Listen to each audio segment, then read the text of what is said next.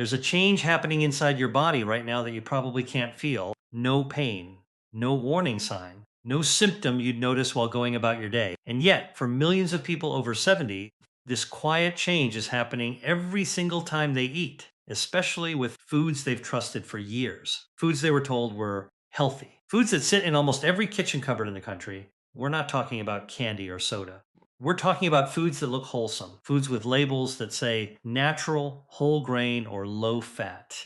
By the end of this video, you'll know exactly which 6 everyday foods tend to be the biggest hidden culprits. And more importantly, why your body responds to them differently now than it did 20 or even 10 years ago. Because here's the part almost nobody explains. It's not really about the food. It's about what happens to your body's sugar handling system as it ages. And once you understand that, the rest starts to make a lot more sense. Let's start with why this matters so much more after 70. Most people never notice their blood sugar drifting upward. There's no dramatic moment, no single day where you feel different. What makes this tricky is that blood sugar swings, when they happen quietly and repeatedly over months or years, don't always come with obvious symptoms, especially in older adults. Some people feel a little more tired after meals. Some feel foggier in the afternoon. Many feel nothing at all. The body changes quietly in the background, and it's usually a routine blood test, sometimes ordered for a completely unrelated reason, that reveals numbers have shifted. If ignored for a long time, research has linked elevated blood sugar patterns with increased strain on the heart, blood vessels, eyes, kidneys, and nerves. This doesn't mean everyone who eats these foods will develop a serious problem. It simply means the risk tends to rise with age, and it's worth understanding why. This is exactly the kind of thing that's easy to overlook until it isn't. Before we go any further, let's be clear about something important. This video isn't here to scare you away from food you enjoy. It's not about guilt, and it's definitely not about telling you to stop eating something you love or to change any medication or treatment plan on your own. This is about awareness. Understanding how your body works today, not how it worked at 40, is one of the most empowering things you can do for your long-term health. If anything here resonates with you, the best next step is always a conversation with your doctor or a registered dietitian who knows your personal health history. They can look at your specific numbers, your medications, and your overall picture and guide you properly. Think of this video as a flashlight, not an alarm bell. My name is Dr. William Lee, and I've spent much of my career as a medical educator focused on helping older adults understand the why behind the health advice they hear, not just the what. I'm not here to diagnose anyone or replace your own doctor. I'm here to translate what the research actually says into something clear, calm, and useful. So let's dig in. If this kind of practical, no-nonsense health education is helpful to you, consider subscribing. We put out videos like this regularly, made specifically for adults who want to understand their bodies better, without the fear-mongering and without the jargon. All right, now let's talk about how aging actually changes the way your body handles sugar in the first place, because that's the piece that makes everything else make sense. Here's something most people never learned in school. Your body's ability to manage blood sugar isn't fixed. It shifts as you age, the same way your skin, your joints, and your eyesight shift.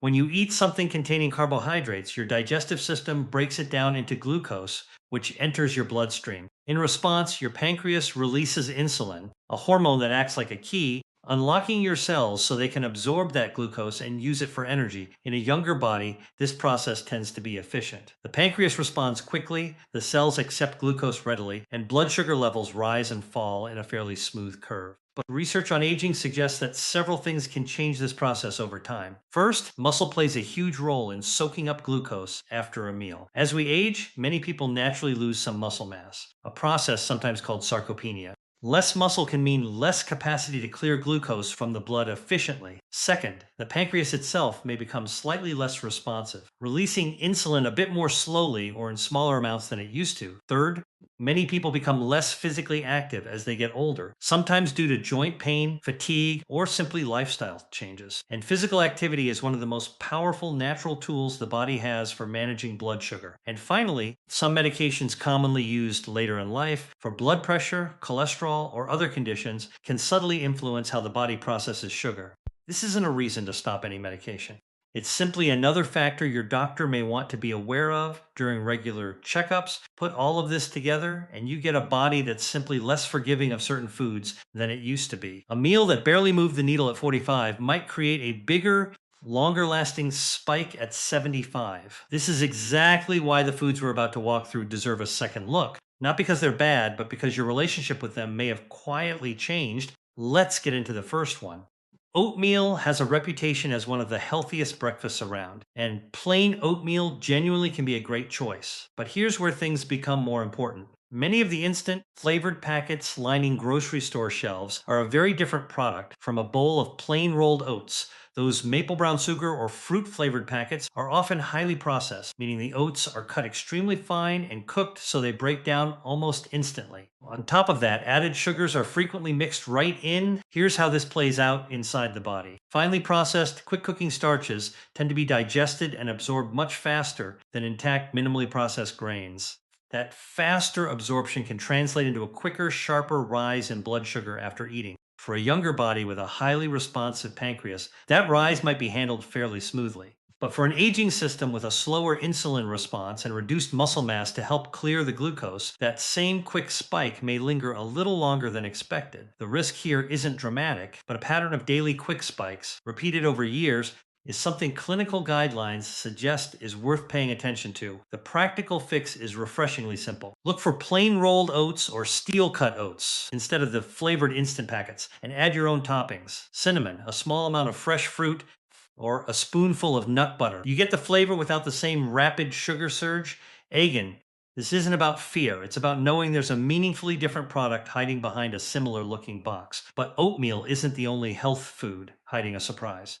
The next one might be sitting in your refrigerator right now. For decades, fruit juice was marketed as a wholesome, vitamin packed way to start the day. And whole fruit genuinely offers wonderful nutritional benefits. But juice and whole fruit are not the same thing. And this is one of the most misunderstood differences in everyday nutrition. When you eat a whole orange, you get natural sugar, yes, but you also get fiber, which slows down digestion and helps smooth out how quickly that sugar enters your bloodstream. When you drink a glass of orange juice, much of that fiber has been removed, and it often takes 3 or 4 oranges worth of sugar to fill a single glass. Without the fiber acting as a natural brake, that sugar can enter your bloodstream considerably faster. For an aging metabolism that's already a bit slower to respond, this rapid delivery may lead to a more pronounced spike than the same fruit eaten whole. Most people never notice this distinction because juice still feels like a healthy drink. It's not villainized the way soda is, so it rarely raises a red flag. The practical guidance many clinicians offer is straightforward. When possible, choose whole fruit over juice, and if juice is enjoyed occasionally, smaller portions paired with food rather than on an empty stomach may help soften the effect on blood sugar. This is where things become more important, because our next food is one that hides in plain sight at almost every meal. Yogurt has long been celebrated for its protein and probiotics, and for good reason. Plain yogurt can be a wonderful addition to an eating pattern at any age. But here's the part that surprises many people. When manufacturers remove fat from yogurt, they often need to add something else to preserve flavor and texture. Frequently, that something is sugar, sometimes quite a lot of it, especially in fruit flavored or light varieties. Here's how this affects the body. Sugar from yogurt is absorbed quickly, similar to other simple sugars. Combined with an aging metabolism that clears glucose more slowly, a sweetened yogurt cup can create a steeper rise in blood sugar than its light label might suggest. The irony is that many people specifically choose flavored, low-fat yogurt because they believe it's the more health-conscious option, when in some cases it may actually carry more added sugar than a modest dessert.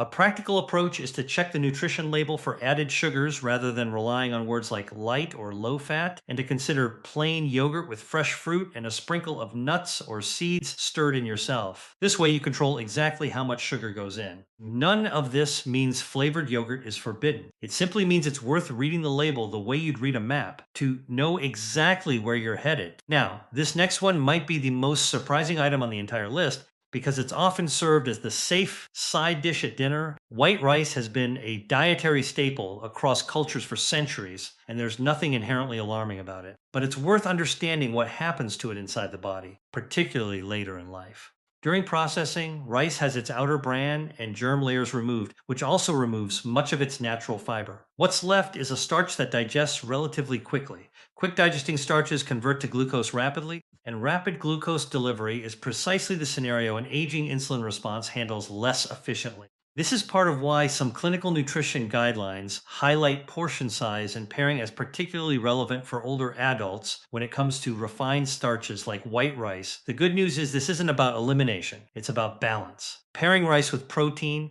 vegetables, or a source of healthy fat can slow down digestion and soften the resulting blood sugar rise. Portion size matters too. A smaller serving alongside a larger portion of vegetables and protein tends to have a gentler effect than a large plate of rice on its own.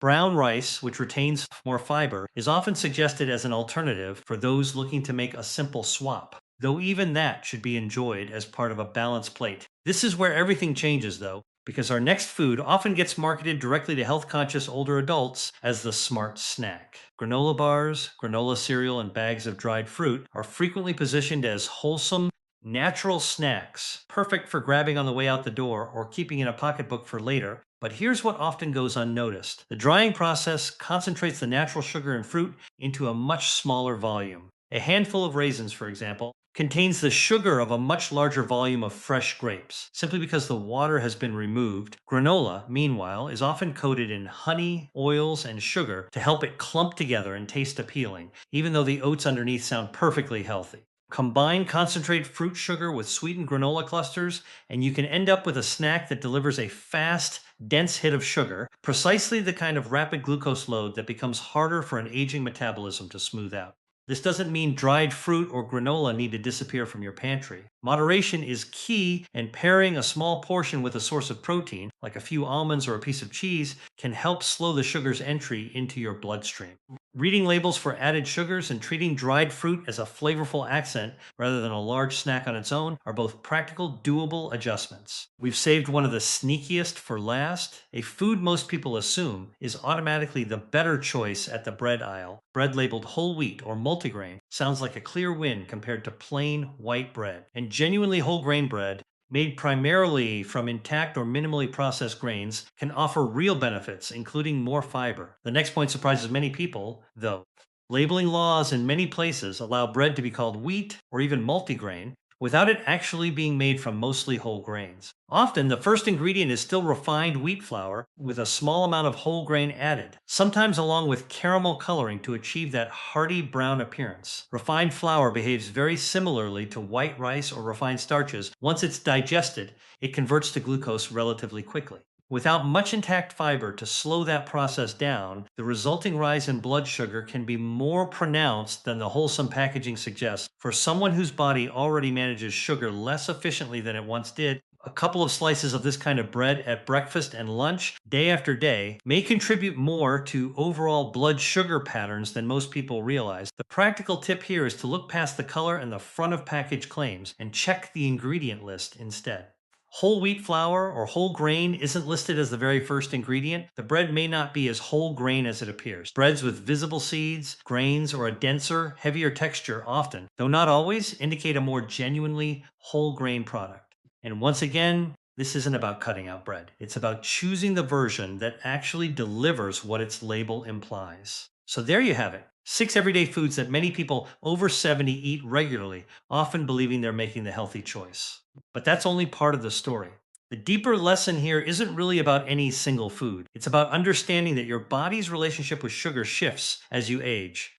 Quietly, gradually, and without asking permission, let's bring this all together. As we get older, changes in muscle mass, pancreas function, activity levels, and sometimes medications can all make the body a little less efficient at handling sugar than it used to be. That's simply part of how aging works, not a personal failing, and not something to feel discouraged about. Foods like flavored oatmeal, fruit juice, sweetened yogurt, white rice, granola with dried fruit, and refined breads disguised as whole grain aren't dangerous in isolation. But understanding how they behave inside an aging body can help you make small, informed adjustments. Reading labels a little more carefully, pairing carbohydrates with protein or fiber, and being mindful of portions. If you take away just one thing from this video, let it be this. Your body today is not the same body you had at 40, and that's completely normal. The goal isn't to fear food, it's to understand it. If it's been a while since you've had your blood sugar checked, or if you simply want a clearer picture of how your body is handling things these days, consider bringing this topic up at your next appointment. A simple conversation with your doctor can go a long way toward peace of mind and toward catching small shifts before they become bigger ones. Awareness, not anxiety, is what protects you here. And you've just given yourself a little more of it. If this video helped you see something in a new light, give it a like. It genuinely helps this kind of education reach more people who need it. Drop a comment and let us know which of these 6 foods surprised you the most. I read every comment and I love hearing your perspective. And if you know someone over 70, a parent, a neighbor, a friend, who might benefit from understanding this a little better, consider sharing this video with them. Sometimes the most caring thing we can do is pass along information before it's needed, not after, to Scoob if you'd like more videos like this one. And I'll see you in the next video.